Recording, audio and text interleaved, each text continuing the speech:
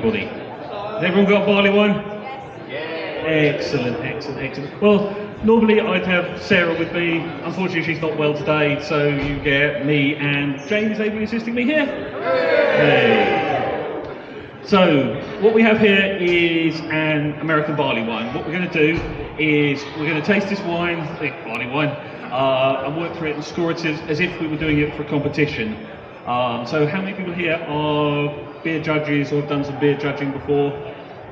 Excellent, there's a fair few. And there's a fair few who haven't. That's fine, that's a good balance. I have some score sheets here. If people could just pass them around, just for your reference, there's no need to fill them in or anything. What we're going to do is, I'm going to talk a little bit about beer judging, how you do it, how you taste and judge beer, and we're going to do it. I want you to tell me what you can smell, what you can taste, what you can see. Basically, it's going to be really interactive with you guys filling in most of the content because I haven't prepared that much.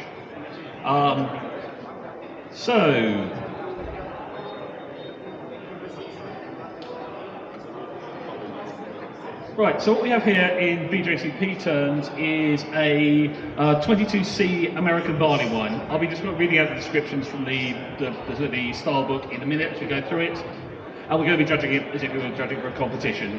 So the total score for a competition is out of 50. And there are quite a lot of different techniques that people use for judging beer, what they do first, what order they do it in. Doesn't really matter, so long as it all comes out. And you give good feedback to whoever is entering the competition. That's really what you're after in the beer judging context, is giving good feedback about the beer to whoever's made it. Obviously, this is a commercial brewery, this is Burning Sky, I think, so it's quite a nice beer, so enjoy. Right, so one other thing of note is over in the side room there, the guys from Yakima Chief have a cheat sheet for flavours and aromas. Go and grab one off them, it's quite good. It gives you some words. One of the hard things about tasting beer is turning sensations into words. Okay, so taking it from the top, let's look at the aroma. The first thing we normally do when judging beer is look at the aroma. This is something that changes really fast. Actually, the first thing we often do is just have a quick look at the beer, just have a look at the head, because that can vanish quickly. We'll come back to appearance in a minute or two. So let me have a quick readout to you of what this should smell like. So we should have a strong malt and hop aroma that dominates. Hops are moderate to assertive, showing a range of American, New World and English characteristics. So that could be citrusy, fruity or resiny. The classic, but it could be some of the more modern ones like tropical or even coconut and things nowadays. We've had strong, grainy, bready, toasty and light caramel, or a neutral malt richness, but typically not with the darker caramel, roast and deep fruit aspects. Low to moderate to strong esters, alcohol, lower in the balance than the malt, and the hops, where the intensity of the hops will fade with age. So, what are people smelling? Throw me some of the words. Toffee apple from over there? Caramel, yeah, I think those closely related ones. Any more? Resin. A resin from over there, yeah.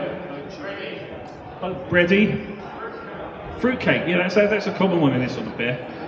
Let me get my nose in. Figs, yeah, all sorts of dry fruits is quite common. Burnt sugar, yeah, that's another good call.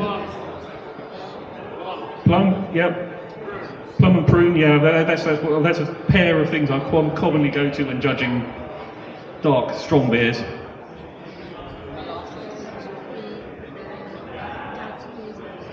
So,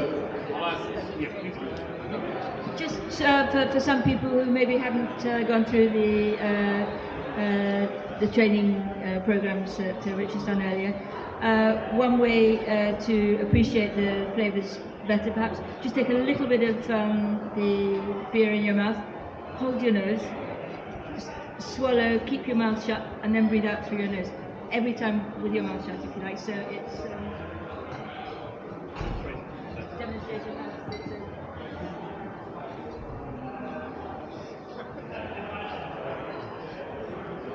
And then I think you find your. And then you may pick up all sorts of flavours and aromas that otherwise you might not get just by smelling. Yeah, so they're called the retronasal things, where you're getting the smells as it goes back out to your nose. The other thing is when you're smelling beer or even food or whatever, you tend to want to take lots of small sniffs rather than one big sniff. You get more things each time. When I'm judging beer, I tend to be thinking about one sort of area of it at a time, so thinking about the fruity side, and then maybe the malt side, and then maybe the hops, and then trying to detect each one separately. Though other people will go one smell and then pick things out. They're better at that than me. I need to focus on something. So any more things people are pulling out?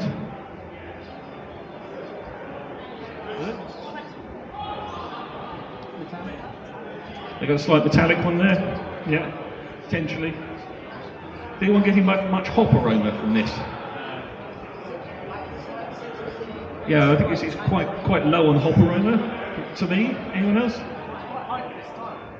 For an American barley wine, it should be pretty high. For an English barley wine, it should be pretty low. So they're sort of opposites of each other. Any more on our aroma? So the aroma we will be scoring out of 12. Yes, it's just checking a score sheet to make sure he's not got it wrong. 12. So this is one of the biggest areas for scoring. So given the description, which I will read out again, or summarise at least, strong malt and hop aroma dominates. Hops are moderate to assertive.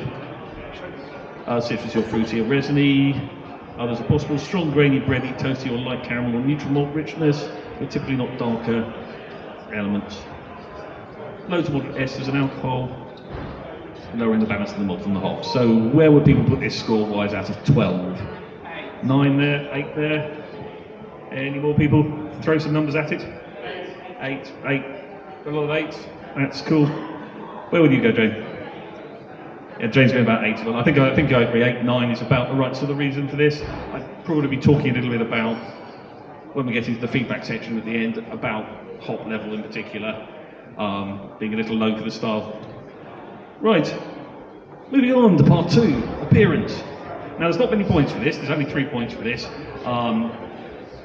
So, and especially in homebrew competitions, quite often the beers have been treated really badly by the time you get them. So they've been through the post, and Royal Mail will juggle with them for you and make them as awful as possible. So we tend to be fairly generous around things like clarity here. So for this one, the colour ranges from amber to medium copper, rarely up to light brown. Ruby highlights are common, moderate low to large off-white to light tan head, so pretty much any head really. May have low head retention, good to brilliant clarity, may have some chill haze. The colour may appear to have great depth. You can have some legs as well, which is where it will flow up the side of the glass and flow down like you get with spirits. So, what do people think of the appearance of this? You've got lumps over there, yeah. Okay, I think I treat this one like a homebrew competition one in that Simon's poured them rather vigorously. Any more thoughts on the appearance? What do people think of the head? Yeah, it's decent head. It's sort of, what colour? I'd probably call that maybe ivory. It's sort of off-white, I mean, it was tan. Yeah, I haven't got any lumps, but the clarity's not amazing. But once again, if we're treating this as a homebrew, it will probably have come through the post. And therefore, we'll give them a little bit of leeway on it. Any more thoughts?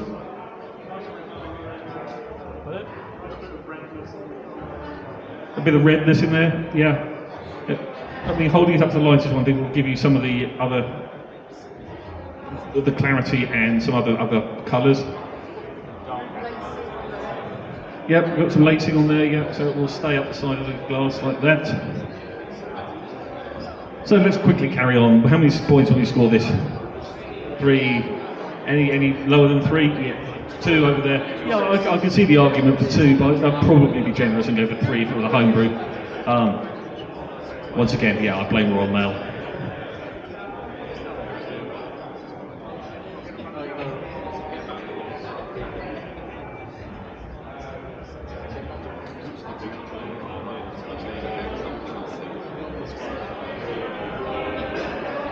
Okay, next we move on to the big one.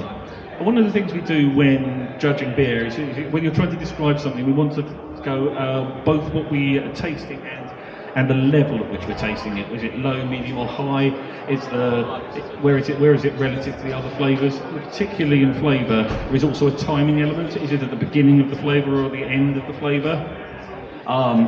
Especially with bitterness tends to come in late in the palate and linger. So you need to describe the flavour as it goes through time, basically. So, what should we expect here? It says finding the description. So, often you'll find that the flavour basically follows the aroma. So in this case, we have similar hop flavours to the aroma. Same descriptors apply. Moderately strong to aggressive bitterness, tempered by rich malty palate. Moderate to high hop flavour, low to moderate esters, noticeable alcohol but not solvency. Moderate, low to moderately high malty sweetness on the palate, and somewhat malty but dry but full finish. Age will often dry out the beer and smooth out the flavours. Balance is malty but always bitter. Right, who wants to start us off on this one?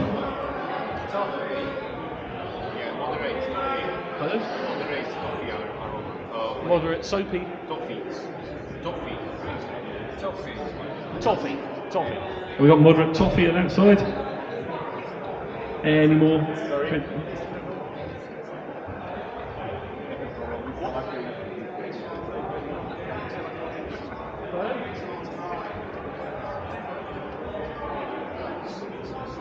Okay, can you go ahead and translate? I'm just sending someone to listen to you at closer range. Both. Same bitter and dry. Yep. There's good bitterness at the end of this. Any more flavours we're getting? Moderate caramel. Yeah, definitely moderate caramel. Any sort of fruit of any kind? Some cherries. Yeah, we got some cherries in here. Any other fruit things? We had a fair amount of fruit on the aroma. Raisins again. Yeah, I'll definitely go with raisins. You can throw raisins at most dark beers. It's good. Mince pie without the spice. Oh, that's quite nice. On the mince pie spiciness. Yeah. Without the spice. Without the spice. Yeah. Yeah, I'm getting some spiciness to it. Dried fruit without. Hop flavours. Can you go into any more detail? Fruity. Yeah, fruity hop going into a lingering sort of little bitterness in the end. Yeah.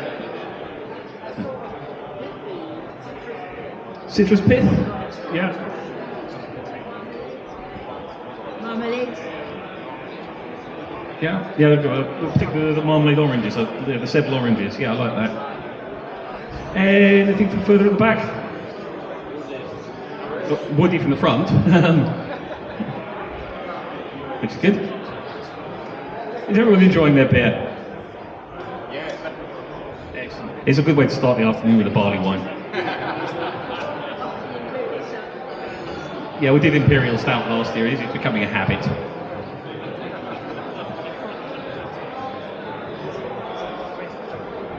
Okay, so if we're getting nothing else back on that, we'd be scoring that out of 20. With the end of this, we'll also be looking at the balance. Does it finish sweet? Does it finish bitter? In this case, probably fairly balanced because there is a reasonable amount of bitterness there. So, scores out of 20. The 17? Pardon? Any more? 14 over here. Yeah, go.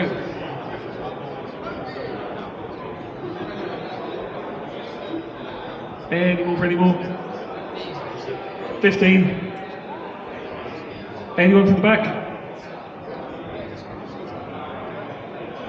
You can wave, you can hold your fingers up if you need to.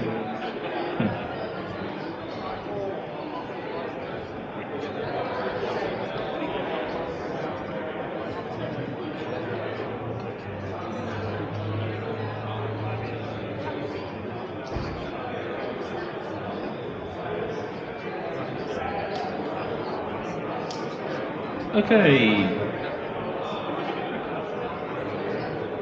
Okay, shall we move on to the next section, which is mouthfeel? Mouthfeel are the experiences you get in your mouth while you're drinking a beer that aren't flavours. So we're looking here at the body of the beer. How full is it? Does it feel like you're chewing the beer?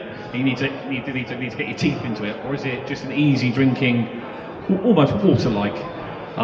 Quite a wide range you can have there. We're looking at the carbonation. Is it fizzy? Is it flat? Is it somewhere in between? With all of these, we're looking at the level. Is it low, medium, high, medium, low, medium, high, somewhere in between? And then we're looking at other less immediately obvious mouthfeels, like astringency. Is it like you're sucking on a tea bag? Or what else is astringent? Other examples of astringency? Grape skins, yeah, that's another good example of astringency. Is there a sort of creaminess to it? Does it feel like you're drinking cream in effect? Hot alcohol, that's the last one. Yeah, has it got warming alcohol? Does it feel burning as you swallow it? Beers like this can have some alcohol in it. You can get some peppery alcohol all the way through, but is it hot? Is it feeling unpleasant as you're drinking it? Very mild. We have to go Very mild. get a mild from here? Mild alcohol. Mild alcohol, yeah, that's good. Not really Yeah. you notice the alcohol. Yeah, you can definitely notice the alcohol here. Yeah, I'd be worried if you didn't. Any more thoughts? Full bodied? And low carbonation. Low carbonation? Yeah, I mean, for the style, this could go somewhat higher, I think. Let me read out the style. Yeah, so the mouthfeel should be full-bodied and chewy with a velvety, lustrous texture, declining with age. Smooth alcohol warmth should be notable but shouldn't burn. Carbonation to be low to moderate depending on age and conditions, so yeah, low is absolutely fine. Any other thoughts? Any astringency to it? A little bit, a teeny bit from the back there. Yeah, perhaps. It is sometimes quite hard to separate bitterness and astringency when it's at low levels.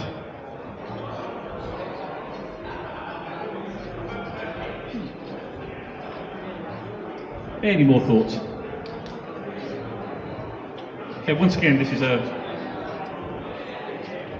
will be scored out of 5, so a relatively low scoring area. So, what do people think on mouthfeel out of 5?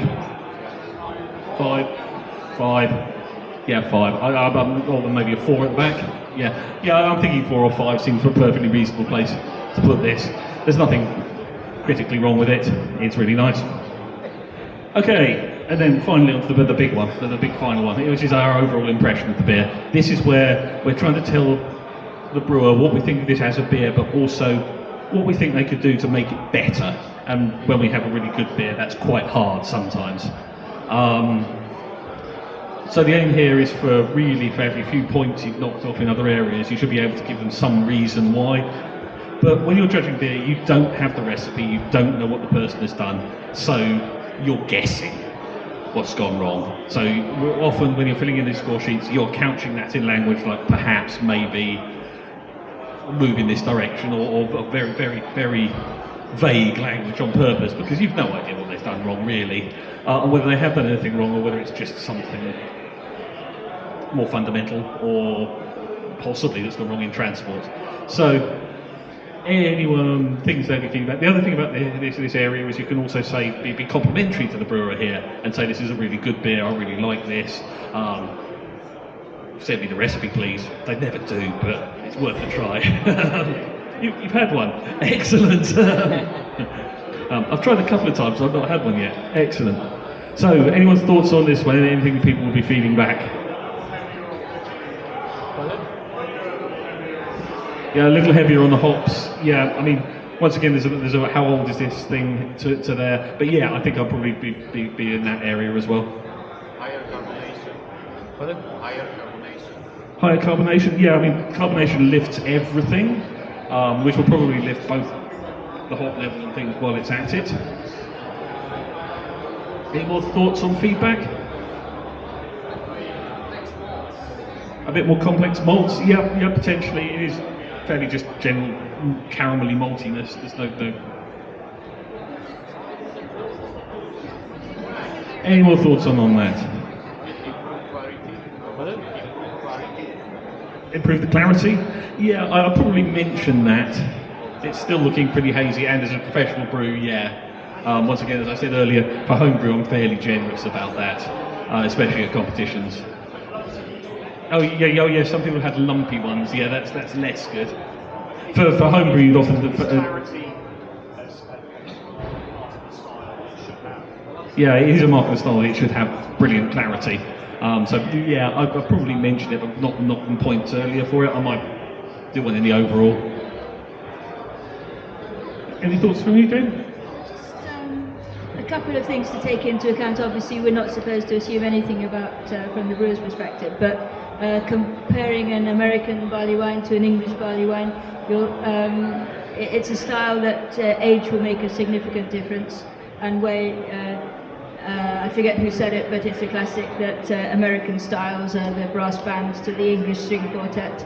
So you might find, the hop character and everything basically is more sort of assertive in your face on the American version originally, but over maybe 2 or 3 years of aging, that may develop the more muted, rounded characters that can more resemble a traditional English barley wine. So particularly with age and with the inevitable oxidation that goes with age, not necessarily a fault, it'll change in character.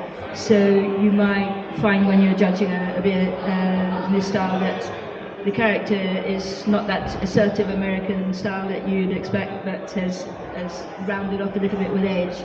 And not necessarily that there's good oxidation as well as bad oxidation, and this will change the character, and I think you should obviously bear that in mind if you're judging a beer, take the age into account as well.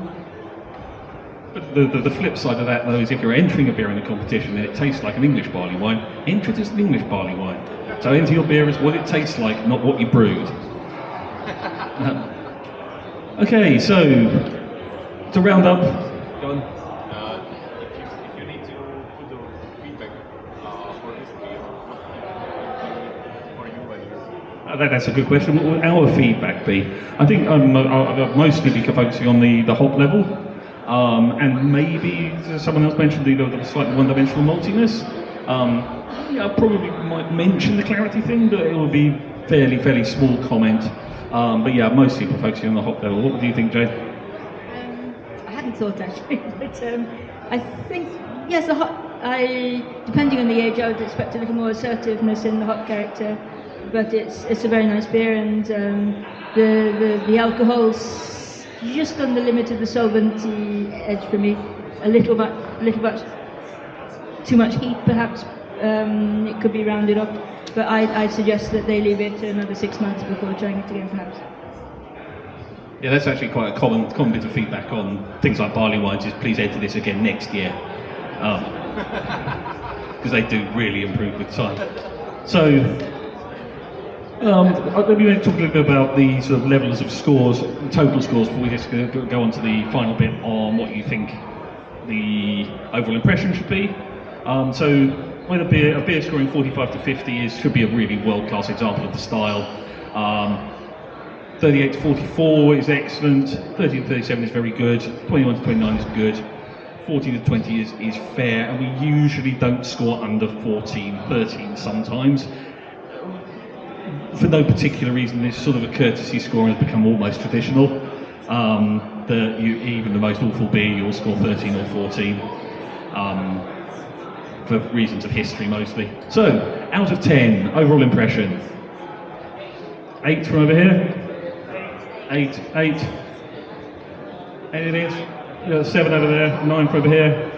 Yeah, I think we're all in the same sort of region. 7, 8, 9 seems perfectly reasonable to me. So overall, just totting up some of your things, some in the head, maybe in the mid to high 30s, I think, which seems a reasonable sort of score for the beer. Excellent. And now we get to drink the rest of the barley wine. Yeah, feel free to throw in some questions if you have any, but I'm not sure what you can ask us lot. What's the best barley wine? Mine. Really drinking it? Unfortunately, everyone drank it. Gits.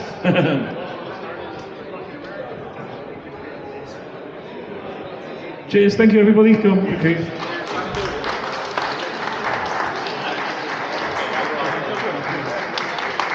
Brilliant, we're actually on time for a change. Shocking.